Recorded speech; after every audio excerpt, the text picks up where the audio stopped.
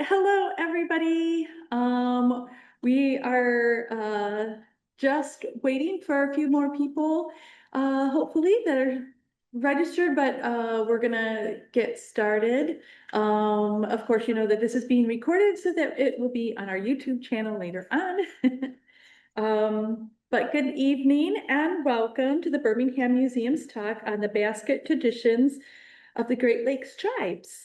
I am excited to talk today about these beautiful works of art. They're over here on the table for those of you that are here in person, which are both functional and decorative. These baskets and the traditions involved are an integral part of the Anishinaabe culture, and I approach this talk with great respect. I am not part of the Anishinaabeg, but this story and how the Anishinaabeg fit into the history of Birmingham is important to tell. As we begin this program, the Birmingham Museum would like to recognize the Indigenous heritage of the land we occupy in this moment and honor the Indigenous people who have lived here in Oakland County.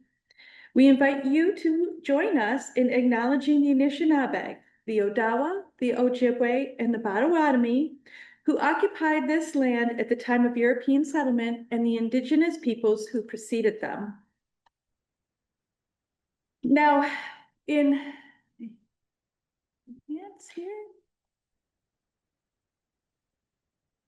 There we go. In 2023, the Birmingham Museum received a number of baskets from the extensive collection of the Coons family who lived here in Birmingham. This collection spanned generations and included baskets from Anishinaabe artists from Michigan and the Great Lakes area.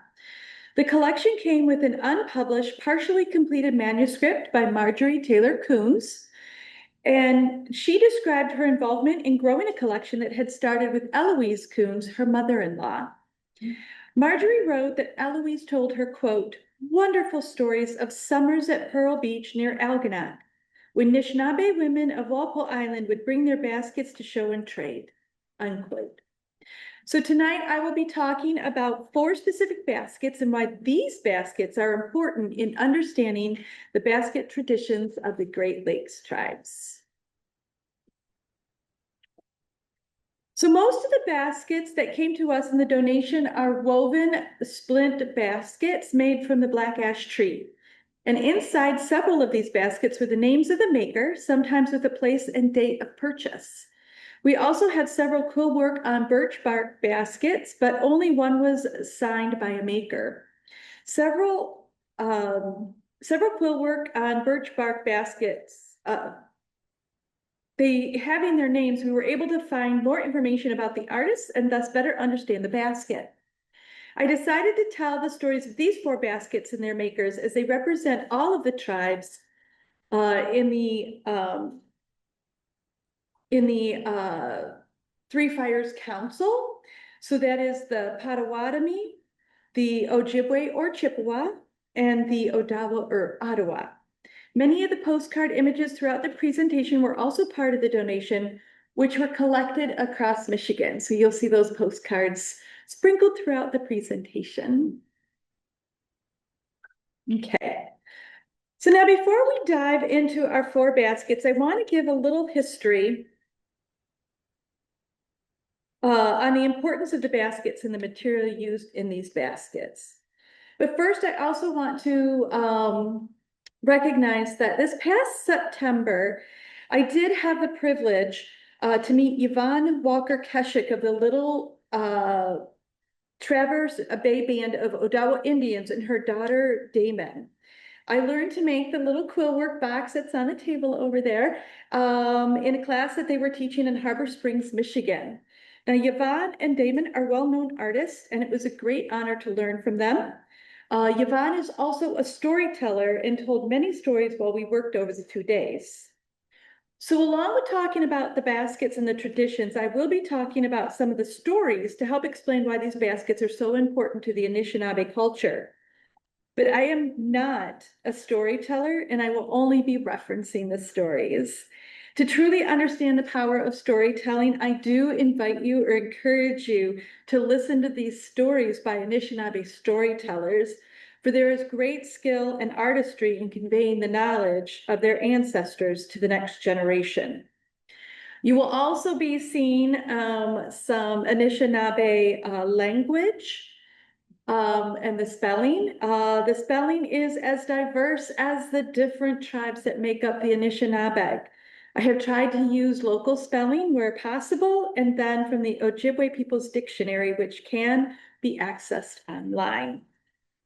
So back to our baskets. So the Anishinaabe baskets, baskets overall, according to the Smithsonian, these traditions for indigenous peoples across all of the Americas, so North and South Americas, date to at least as far back as 8,000 years and possibly further.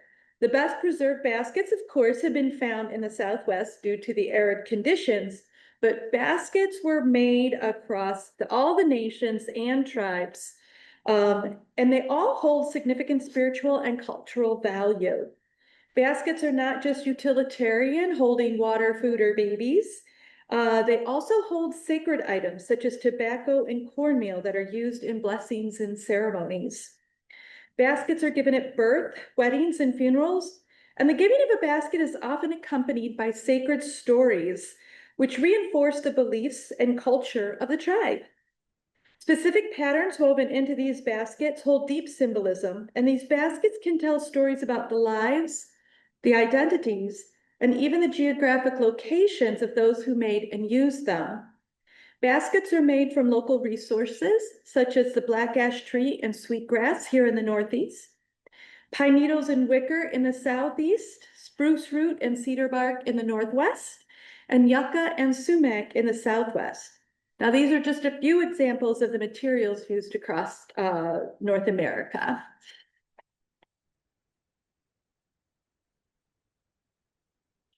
So to talk about these Anishinaabe baskets, it's important to understand the significance of the materials used. The first one is the black ash tree, which is used to make the woven splint baskets. The black ash tree is unique in the way it grows and how the rings of the trees are formed. These trees grow tall and mostly straight, and when pounded, the rings separate with a beautifully smooth side, perfect for basket making. The tree also lacks tannins, or tannic acid, which is found in maples, oaks, and other trees, so the splints, the strips of wood used in weaving the basket, are light in color and last a long time. The absence of tannins in the black ash also make it a valuable food source in the wetlands. Tadpoles and other amphibians rely on the leaves for food, along with beavers, rabbits, and porcupines. As an archivist, I know that the chemical makeup of tannins in paper can cause the yellowing and the breakdown of the cellulose fibers throughout the paper. So in basketry, the absence of tannic acid is a huge bonus. The next, the paper or white birch tree. This tree is called the tree of life and provides the Anishinaabeg in many ways. The birch actually contains a hydrophobic plant biopolymer known as suberin, and this is what gives the bark its flexible and water-resistant properties, suitable for canoe making and shelters. The same biopolymer is found in cork. The bark also contains betulin, and this is a compound that acts as a natural defense against mold, fungus, and pests. It is what gives the tree its characteristic white coloring. The compound is also considered an anti-inflammatory and an antioxidant, and actually has skin regeneration properties as well. The betulin makes the tree suitable for food storage boxes and medicine. The wood of the birch is quick to light for a fire, yet if a birch bark basket is filled with liquid, it can withstand the direct flame of a fire to boil and cook food. Even outside the Anishinaabeg, the birch is considered a tree of life, and it is used in many other cultures throughout the world. In the scientific world, researchers are looking at using the compounds to stimulate new skin cells for wound healing and to protect against sun damage. Studies have also shown that betulin can help reduce cholesterol, improve insulin sensitivity, and is being studied now to target and kill cancer cells. So tree of life. So another material used is sweetgrass. I know some of you in the audience got to smell some of that when you came in. It's a lovely fragrance, but it is considered one of the four sacred medicines to the Anishinaabeg, along with tobacco, sage, and cedar. Sweetgrass is used in basket making and sometimes made into a sweetgrass basket or used to line the edges of black ash splint baskets or birch bark baskets and boxes. Sweetgrass is also used for smudging to attract benevolent spirits and as a perfume. The wonderful vanilla-like scent of sweetgrass comes alive only when it's dried, and this fragrance comes from the chemical coumarin. Coumarin is used today in perfumes, cosmetics, and soaps, and this chemical compound is also an anticoagulant. So coumarin derivatives are actually used in medicines like warfarin. Sweetgrass also has another compound, phytol. Phytol gives plants that grassy scent and is used to synthesize vitamins E and K1 and is also an anti-inflammatory. Coumarin and xylitol work together to repel mosquitoes. So this grass is woven into the baskets to provide not just that fresh, pleasant scent to stored items, but it also keeps the pests away from getting into the boxes. Now on the screen here is also a picture of a sweetgrass basket that is part of the Coons collection. The maker sadly was not recorded on this basket, but it is a beautiful example of a sweetgrass basket, and this basket will be on display at the museum, and you can see it in person coming this January 2026 for our new exhibit. All right. Now, the last material I want to talk about are the quills from the North American porcupine. This cute little guy may not have any medicinal properties, though the quills are coated with a fatty acid that can act as an antibacterial. I think he's absolutely adorable. And the quills are used in Native Indigenous art throughout North America, not just the Anishinaabeg. Porcupines used to live throughout all of Michigan, but due to habitat loss and the killing of them as a nuisance animal, their populations vanished in the lower parts of the state. Recently, however, they are making a slow return to more forested areas and have been spotted as low as Saginaw. A fully grown porcupine can have up to 30,000 quills, and these quills, which are made out of keratin, the same stuff your hair is made out of, they are spongy in nature with a microscopic barbs on the tips. This is why they are so hard to remove when they're embedded in your skin. And trust me, I know from personal experience. And why they're used in decorating baskets, boxes, clothing, and other items. Now, porcupines cannot shoot their quills. That is a myth. But the quills come out when touched. So that is why if a predator or your dog goes to sniff or bite a porky and they make contact, they come back with a face full of those painful quills. Now, the harvesting of quills today is usually done from porkies that have been killed on the road, though quills can be procured without hurting the animal. So porkies waddle slowly on the ground with absolute top speeds of 2 miles an hour. And if a blanket or a towel is thrown on them, they will just waddle out from underneath, and then you can dequill the blanket. Use some nice, good leather gloves. But it is this spongy makeup of the quills and the microscopic barbs that keep them attached to leather or birch bark. The quills can also be flattened and used as in embroidery, like on this indigenous made double knife sheath here on the screen. This intricate quill work embroidered item once belonged to John Hamilton, one of the very first landowners in what became Birmingham. And he used to carry his traveling cutlery set in it. It's probably over 200 years old. And while all the embroidery is in that you see, all that red and all that white, even the little tiny circles, that's all quills. that have been flattened and sewn onto or embroidered into the smoked deer hides. Now this item is part of the Birmingham Museum collection, but it was way too delicate to bring tonight. Now each of these materials used in the basket making, save one, have an origin story. According to Anishinaabe storytellers, sweetgrass does not have an origin story, as it is one of the four sacred medicines given to the Anishinaabeg by the Creator. The origin stories are told along with other stories as the baskets are made. And through the stories and through the lessons taught, the Anishinaabeg traditions are passed down through the generations. The origins of the black ash tree, the white paper birch tree, and the porcupine are not just stories, but they are lessons as well. Variations do exist throughout the Anishinaabeg, but they carry similar themes. Again, I am not a storyteller, so I will give the elements of these stories. To truly understand and appreciate the stories, again, I encourage you to listen to Anishinaabe storytellers. They have their stories recorded and they can be found online. It's definitely worth the effort.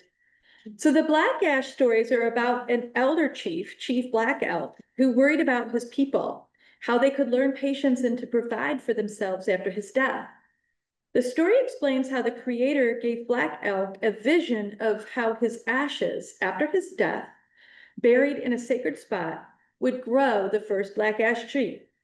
The visions also gave Black Elk instructions to relay to his people on how to make the baskets. Through the wait for the trees to grow, and through the making of the baskets themselves, the people would learn patience and a means of providing for themselves. Now, the birch tree story is about how Nana Bijou, also known by several other variations, including Wenabozo, Nana Bush, and Wenabojo, is a spirit being and a teacher, but he can also be a trickster spirit.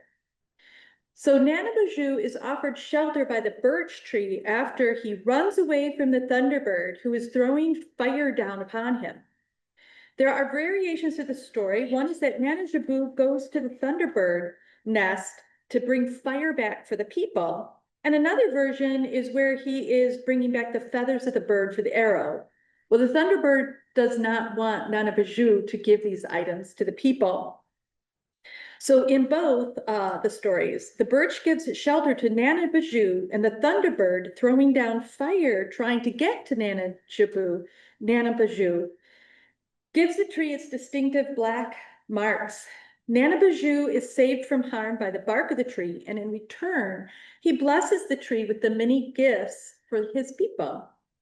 The tree symbolizes both resilience and protection. Even the porcupine has a story. The story begins at the time when the porky had no quills at all, and being a very slow creature, was always attacked by other animals like the bear. In the stories, this poor little porky, while hiding under a hawthorn tree after escaping from a bear, gets poked by one of the hawthorn thorns. This gives the porcupine an idea, and it places all the thorns in its fur. The next time the bear attacks, the porcupine rolled up and the thorns hurt the bear, and the bear ran away.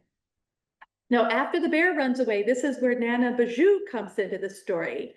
And he, after observing the clever little porcupine, makes the protection permanent, giving the porcupine its quills. Now, I do want to point out the images here on the screen. The artwork shown at the upper right was done by Patrick Hunter, an Ojibwa artist titled Anishinaabe Worldview, and it shows a black ash tree at the center of the earth, at the center of creation. The postcard to the left is from the Birmingham Museum collection and is of Miss Keweden when she was 89 years old. She was a basket maker in northern Michigan. The date is from the early teens. The quillwork basket to the lower right was made by Yvonne Walker Keshik and is on display in a traveling exhibit. The title of the exhibit is Gawa Edigo Awazeno Gawaya Makakuns, Anishinaabe Ga Gaweye Kewin Zishiganen, which translates to "It's not just a quill box, Anishinaabeg porcupine quill art." I, of course, was fortunate enough to be able to travel to Harbor Springs and visit the exhibit while it was here in Michigan.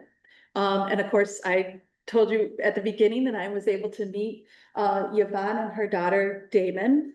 The exhibit, however, ended in October at Harbor Springs, but the next stop is at the Edeljourn Museum of American Indians and Western Art in Indianapolis, Indiana. So road trip, if anybody wants to go, it is definitely worth it.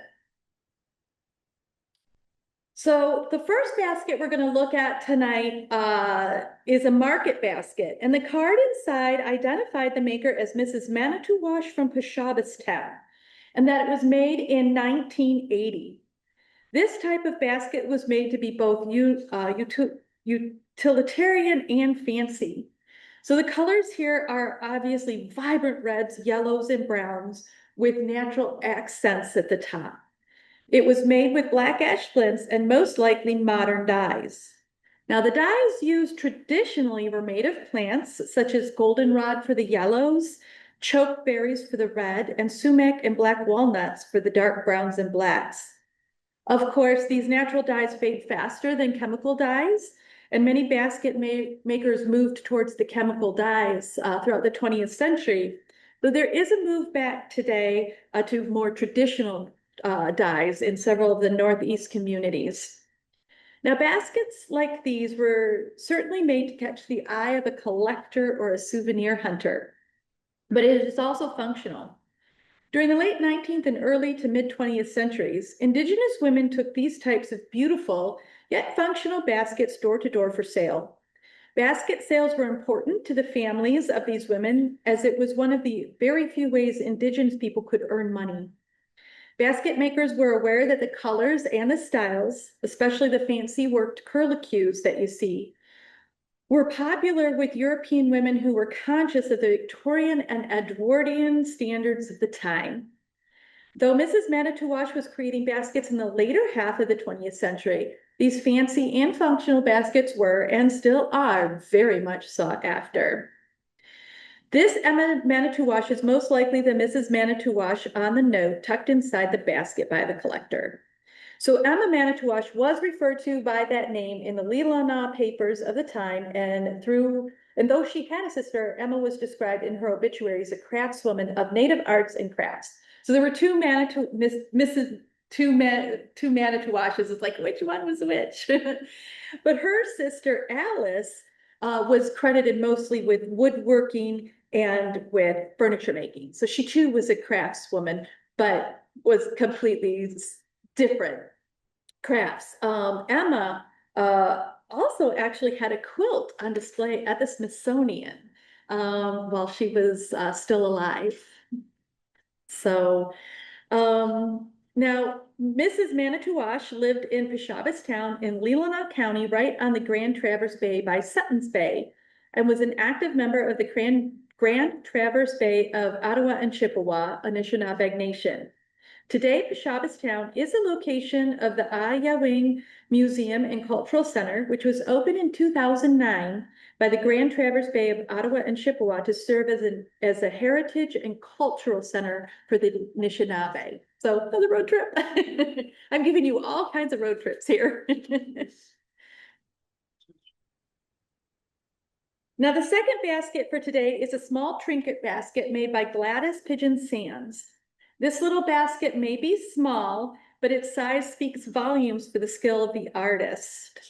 The basket is made of black ash splints and sweet grass. The splints are red, turquoise, and natural in color, with some fading on the outside of the basket.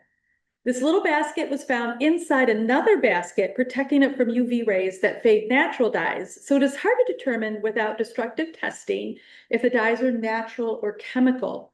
Though the turquoise faded significantly and the red dulled noticeably just by age, that it is possible the colors could be made from natural dyes as well. The note inside says the basket was made in 1980 and was purchased in Bay Mills, an indigenous community. It is a reservation for several of the Sault Ste. Marie bands of Chippewa. Now, Gladys Pigeon Sands was a descendant of the Potawatomi chief and warrior Wabememe or White Pigeon. And she was from the Matcha-Be-Nashi-Wish band of the Potawatomi tribe, formerly known as the Gun Lake Band. Now, this band is located in Dorr, Michigan, just south of Grand Rapids. But Gladys Sands was a teacher of basket making, so she may have visited the Bay area, the Bay Mills area, where her basket was sold, or it was sold through a trade store. The following 3 postcards are actually of Gladys Sands making a basket. So these were sold throughout northern Michigan at the trade stores. But the first image shows how the tree is pounded into the separate rings. A good tree can take 7 to 10 days to pound, working 8 hours a day to harvest all the rings down to the core. And a good tree can provide enough splints for 500 baskets. The second image is of Gladys further separating the splints and thinning them for basket weaving. And then the last image is Gladys slicing the splints to a uniform size, while elder Lisa Naomi works on weaving a new basket. Now, Gladys Sands' daughter, Sydney Martin, in the film Black Ash Basketry, A Cultural Resilience, reminisces about how her adoptive mother went door to door selling her baskets to support them. Sydney also talks about how her mother thanked the tree for its sacrifice to become a basket, and how the tree lived on through the basket. Gladys also sang to the tree as she pounded the rings so that the tree would understand what was happening.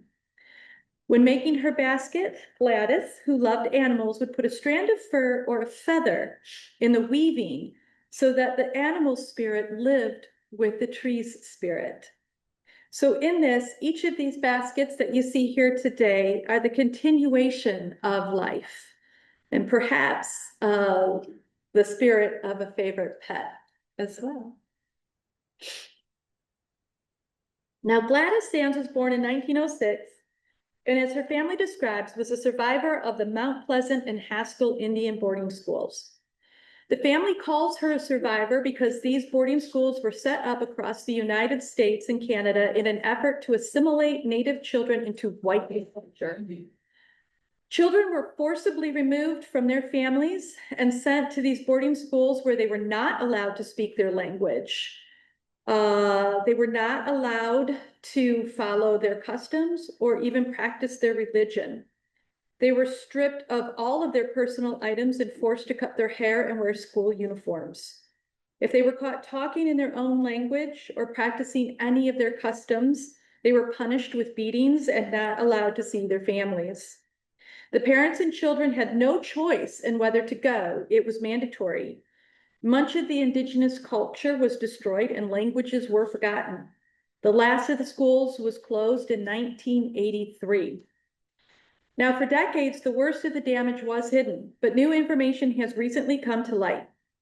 Looking at just one school, the Mount Pleasant Indian Industrial School, where Gladys Sands was sent, was opened in 1893 and served as a school until 1934.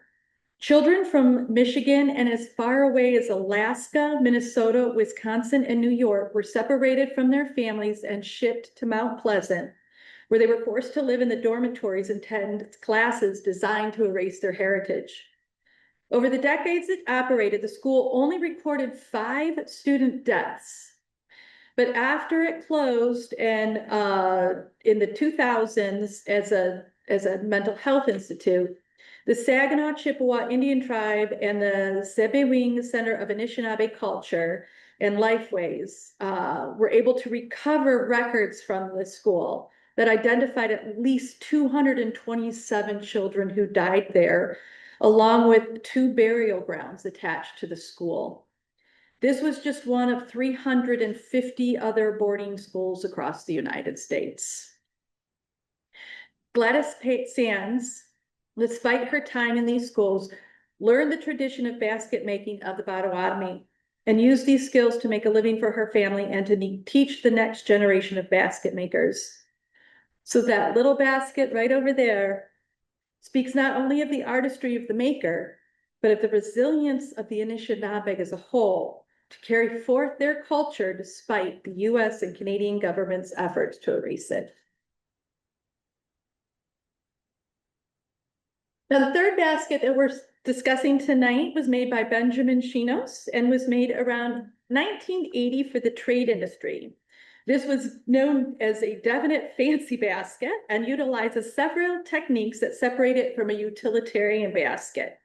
While colors and designs in baskets can be found in both types of baskets, the porcupine curls at the very bottom, those very sharp, pointy porcupine curls, which are a little different than the softer curls above, called diamond curls around the body, were, according to the University of Maine, developed specifically to appease the Victorian desires of the souvenir trade during the 1800s. So this basket too is made of black ash flints, and the rim edge is trimmed with sweetgrass, which still offers a beautiful scent decades later. This basket does show significant fading of the colors. So again, without damaging chemical tests, we do think Chinos may have used the natural dyes.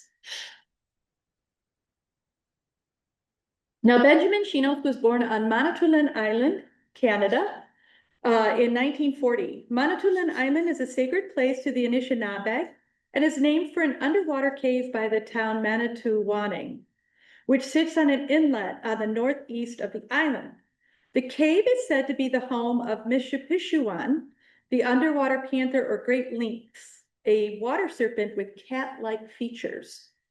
Chinos was born into the Zebehasing band of Ojibwa and Odawa tribes of the Anishinaabeg Nation, which was then known as the Cockburn Island Band number 33.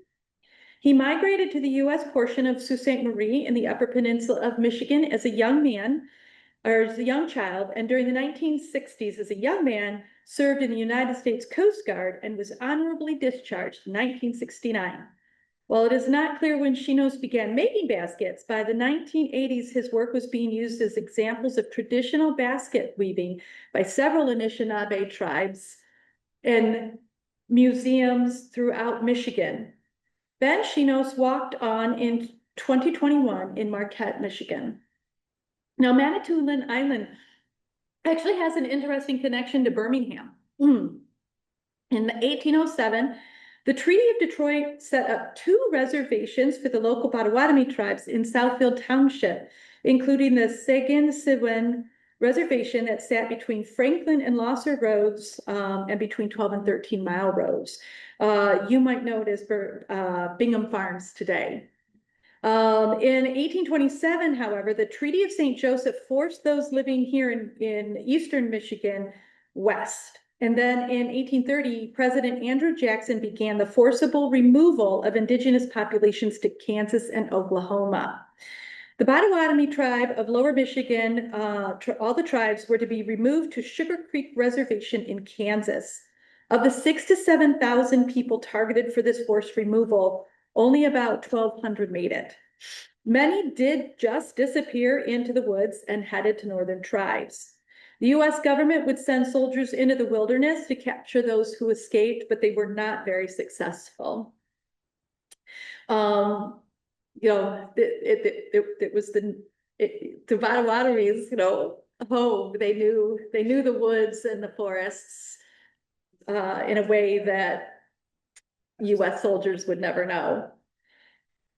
Now, at the same time as the forced marches, the Canadian government offered to relocate anyone who wanted to Manitoulin Island. We have to remember that this is right after the War of 1812, and the British and the Americans were not quite as friendly. As a matter of fact, even during the Civil War, just to make sure that Britain wouldn't attack us again, they actually posted troops along the Michigan-Canadian border, just as a precaution. So the Canadian government was like, hey, if the Americans are going to push you aside, come over here. And almost like along that Manitoulin Island is kind of like a cushion. So today now, the island offers some beautiful scenic trails, but the island was not as abundant as the local area, Potawatomi, were leaving down in this area. So many eventually just migrated to Walpole Island, where descendants still live today. And Walpole Island is earlier, it's right across from Algonac, so you can go there. Now, as for the land that belonged to Seguin-Siwin Reservation, in 1827, it was given by the government to the University of Michigan for a campus. This campus, however, we know did not materialize. So the area was opened for sale around the 1850s. Samuel and John Daniels Jr. both bought land in the area. Now they were sons of John Daniels, the Revolutionary War veteran that's buried in Greenwood Cemetery. Another one of John Daniels' sons, Hiram Daniels, built a house in the 1830s, and it still stands on the southwest corner of Lincoln and Pierce.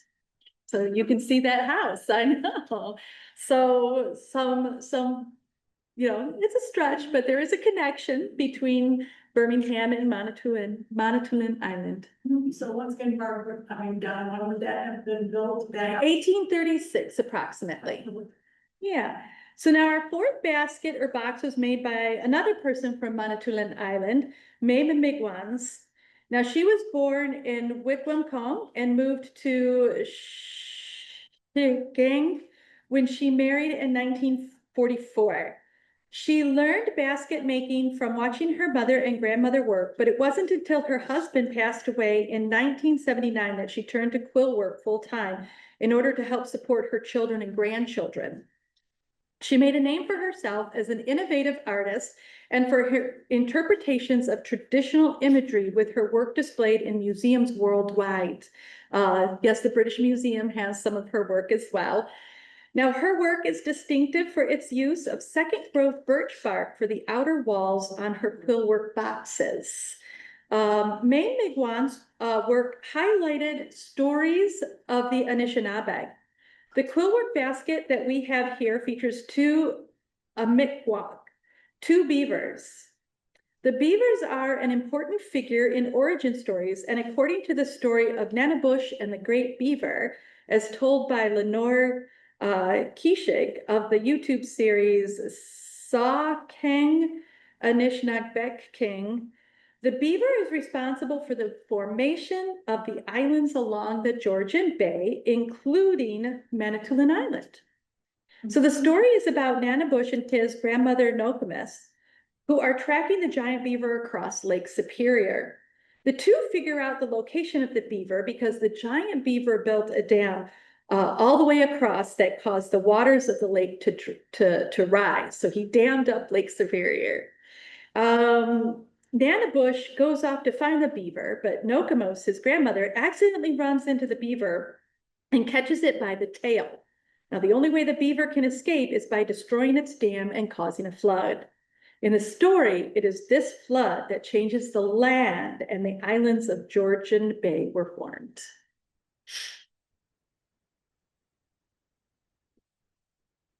Now, Mame Migwans also created boxes that featured the Mishapishuan and the Nimki Beneshin, the water serpent and the thunderbird. In the photograph here, which is part of the Ojibwa Cultural Foundation collections, Mame Migwans is working on a quill work box with her supplies and her finished boxes on the table. A thunderbird and a water serpent can be seen prominently displayed. Now, I was able to see another of Migwan's boxes featuring Mishapishuan at the Harbor Springs traveling exhibit. It's not just a quill box, Anishinaabeg porcupine quill art. You can see those two photos on the left are from my camera. Mame Migwans was not only a talented artist with quill work, however, she was also a maker of black ash splint baskets. On one of her pieces, this beautiful strawberry basket here in the right-hand corner can be seen at Thunder Bay Art Gallery on Ontario, Canada. Though Mame Migwans walked on in 2000, her artistry and legacy lives on through her nephew, Carl Beam, a well-known artist, and her granddaughter, Gamewin Migwans Fox. Fox was interviewed for an exhibit at the Ojibwa Cultural Foundation Museum that featured her and her grandmother's work. A panel in the exhibit recounted Fox's memories, quote, Gamelin remembers lying in her grandmother Mame's bed at night, next to her work table, and pretending to be asleep as she watched the master quill worker's hands. Now and then, Mame would pause and turn the quill work basket without a word, so Gamelin could see her progress. Basket after basket came into being in the light of the lamp's bare bulb. Individual pieces were sold and traded away for daily essentials, but the spirit always remained in the practice, if not the product. The elders' fingers spoke silently to the young artists, and a tradition of life-giving arts passed from hand to hand.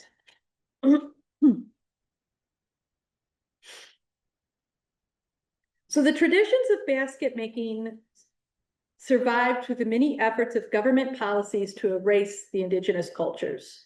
Today, these baskets and other works by indigenous peoples are celebrated. There is an exhibit running right now at the Detroit Institute of Art titled Contemporary Anishinaabe Art, a Continuation, which explores the past, present, and future of the many different forms of Anishinaabe art. The exhibit was curated with direct input of an all Anishinaabe Advisory Council and features artists such as Yvonne and Damon Walker Keshik and Kelly Church from the Mad She Be Nash She Wish Band, who is a relative of Gladys Pigeon Sands. Looking toward the future, these baskets sadly face newer threats. As our weather patterns change, as summers grow warmer and our winters become more mild, Michigan forests are showing signs of stress. A new invasive species, the emerald ash borer, has decimated the ash trees in the Northeast, including Michigan. It is estimated that over 99% of mature ash trees in Southeast Michigan have succumbed to this insect. The loss of this beautiful and sacred tree will have an impact on the Anishinaabe traditions for generations to come. While efforts to save the tree are being pursued, including the creation of an insect-resistant ash tree and the introduction of an emerald ash borer larvae parasitic wasp. It's a wasp that goes after the larva. It can take decades for the trees to reach maturity for harvest to be used in basket making once again. And then more powerful storms are also wreaking havoc on Michigan's forests. Just this spring, an historic ice storm caused significant damage across 900,000 acres of state forests and millions of acres across all of northern Michigan, with millions of trees felled. Sadly, the most affected were the birch trees, the tree of life. So we can take a look at this beautiful emerald colored basket that is made by Kelly Church. This basket is part of the Smithsonian Museum collections, but it is more than just a basket. Inside is a flash drive containing digital files that include oral histories and descriptions of harvesting and basketry techniques, along with a vial containing a single emerald ash borer as a reminder of how something, even as small as an insect, can destroy thousands of years of knowledge and practice.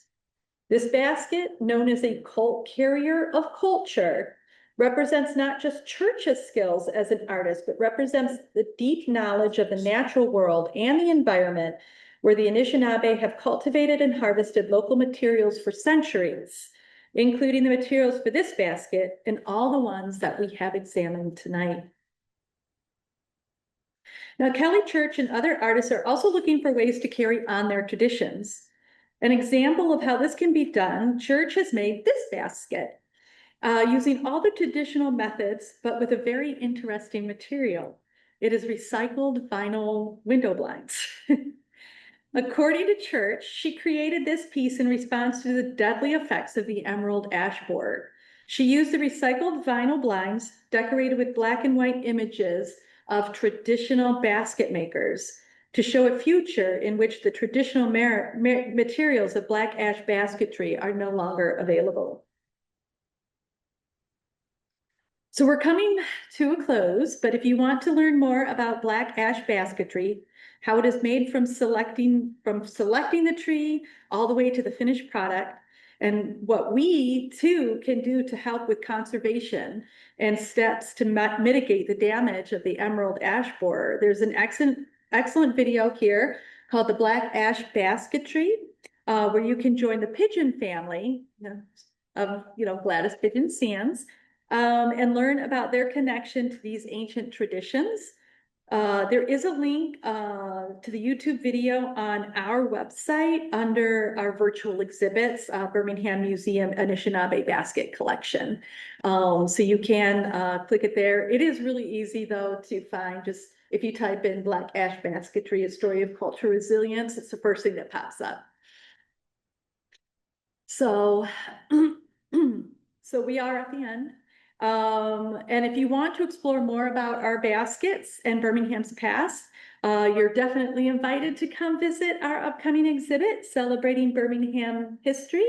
It's everywhere, opening in January 2026. There will be an exhibit within the whole exhibit that will showcase our collection of Indigenous made baskets from the Great Lakes area, and it will also explore Birmingham's own Indigenous history.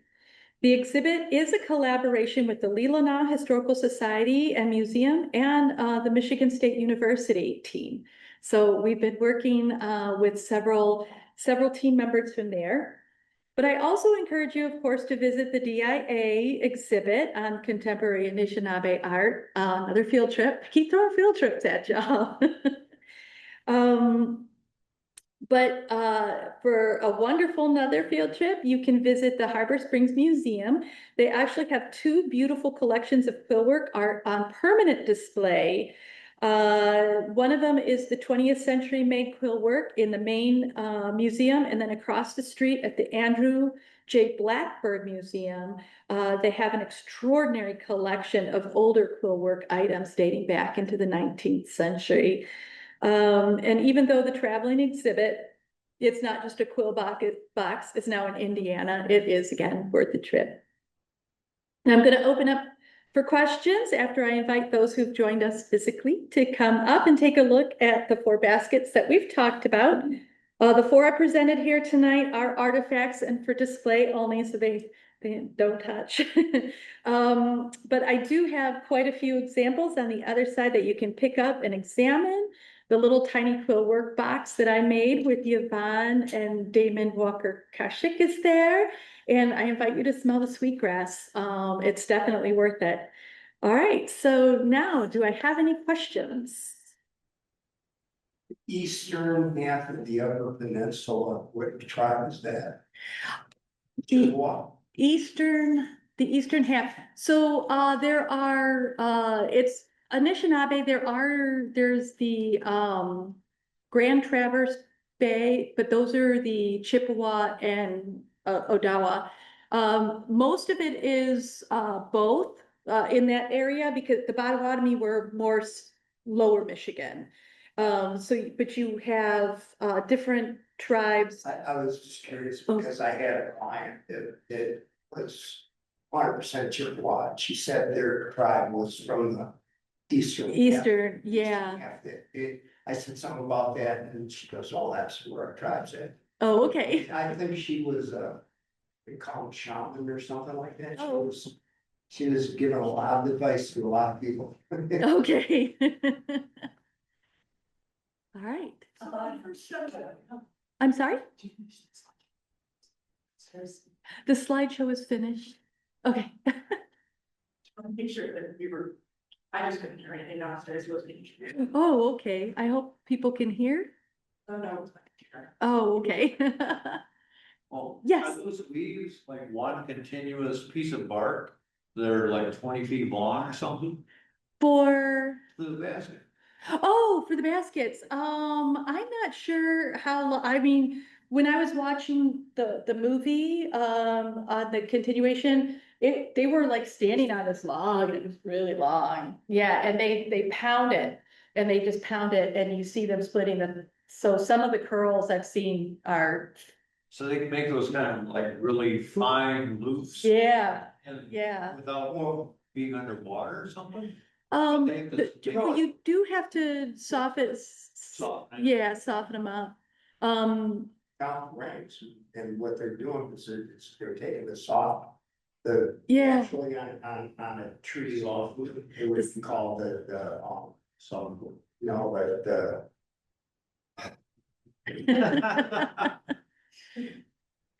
so the live edge, Yeah, you know, whereas you get a black walnut tree, you get so much tree, and then so much live edge on it, and that's what they use was the live edge. yeah. Well, they, according to the thing, they can pound the tree down to the core. Well, then. Yeah. They did a lot of work. Yeah.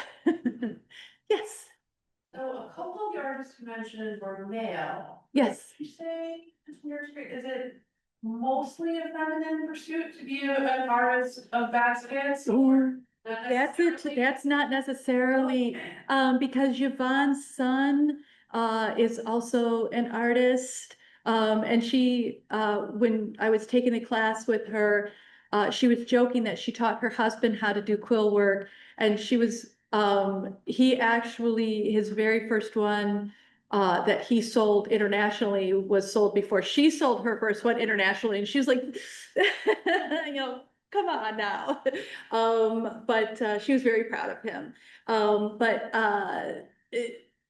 I would say that it's, you know, artistry is both. It's, you know, and I've seen beautiful work from everyone. Oh, and someone says that if it's from the Eastern UP, she, I believe Sault Ste. Marie tribe of Chippewa might be. Probably she's small, she just, yeah. Yeah. That's cool. I got a question. Yes. You know, a lot of Native Americans didn't have books or things to write down, but they put their stories into their artwork. And is there any storytelling from the baskets? Well, what they would do is as they were making the baskets, they would tell those origin stories. To And themselves? Each other. to each other and to the younger generation and to the next generation. So, huh? You had to be there. You had to be there. That's why these schools were so hard on the culture, because they were taking that next generation and removing them from that storytelling tradition. That school, the gal that I just spoke of, she gave me probably 125-page booklet about those schools. And it's absolutely just criminal. I mean, it was unbelievable. Mhm. You know what I mean? Well, did they graduate from that school? Those children? I Where mean, did they go? where did they go when they Back were in the tribes or? back in the tribes? If They tried to. yeah, I mean, once you reach a certain age, you aged out and they went back. Gladys Sands went back and she was able to learn, but you miss out on a lot of that. And a lot of it was, you know, there were bands that worked really hard to keep the traditions, and some just, they died out. They just, you know, whole languages were gone. They were shipping children to the one in Mount Pleasant from Alaska. Yeah. Those children weren't making it back to Alaska. They would allow families in the local area to take the kids for vacation. And the kids would be given to farm families, local farm families, during like the summers off, instead of going back to their families. They actually have a letter. I read a letter online, where they gave a child to somebody for a $10 donation. And Human trafficking? Yeah. Well, they went in to find them and didn't find as many as they actually lost more than they found. Right. That's a lot of them started Indian wars. So yeah. So any other questions, or, all right, well, if you, It's just been asked, Mhm. but I think I know the answer. So by the time,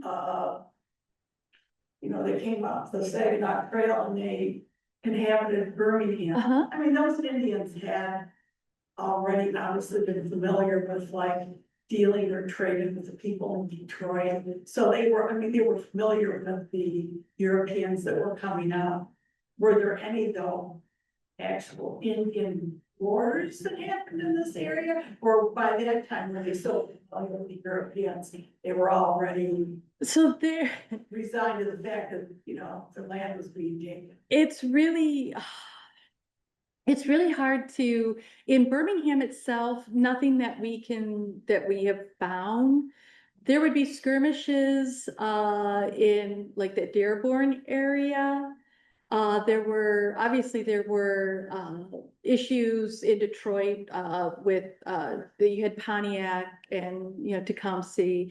But the idea that, you know, they would have been used to trading with Europeans is really a difficult thing to understand, because indigenous populations, Native Americans did not comprehend that you could own land any more than you could own water, or that you could own air, that you could own the sunlight.